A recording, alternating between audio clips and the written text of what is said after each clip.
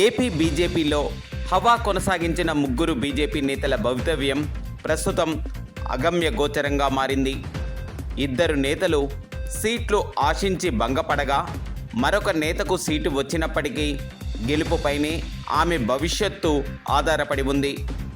ఏపీలో ఎన్నికల వేడి వాడిగా ఉన్న టైంలో కూడా వీరి హవా కొనసాగలేదు. ముఖ్యంగా సోము వీర్రాజు బీజేపీ ఏపీ అధ్యక్షునిగా పనిచేసిన ఆయన భారతీయ జనతా పార్టీలో 4 దశాబ్దాలుగా ఉంటూ వస్తున్నారు.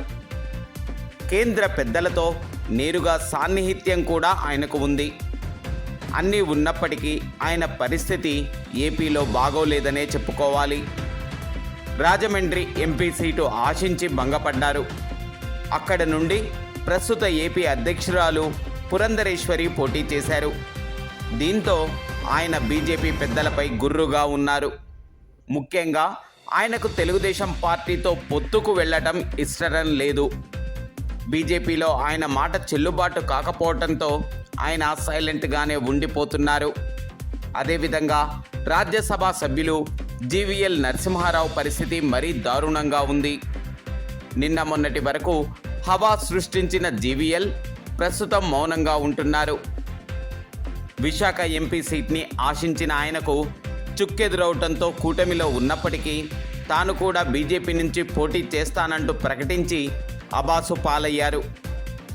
ఇక పురంధరేశ్వరి, ఆమెకు కూడా టీడీపీతో వెళ్ళటం ఇష్టం లేకపోయినప్పటికీ తప్పని పరిస్థితుల్లో బీజేపీ పెద్దల మాటకు తలవొగ్గారు. ఈ నేపథ్యంలో ఆమెకు రాజమండ్రి ఎంపీ సీట్ లభించింది. అక్కడ ఆమె గెలిస్తేనే బీజేపీ పెద్దల వద్దకు ఆమె గౌరవం లభిస్తుంది.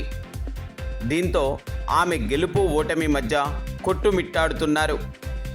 కేంద్రంలో బీజేపీ అధికారం సాధిస్తే వీరి ముగ్గురు విషయంలో బీజేపీ అధినాయకత్వం ఒంటరిని చేసే అవకాశం కూడా లేకపోలేదు.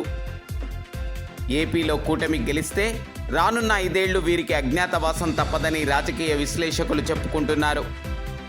వాస్తవానికి టీడీపీ పెద్దలతో వీరికి పడకపోవటమే కారణంగా చెప్పుకుంటున్నారు.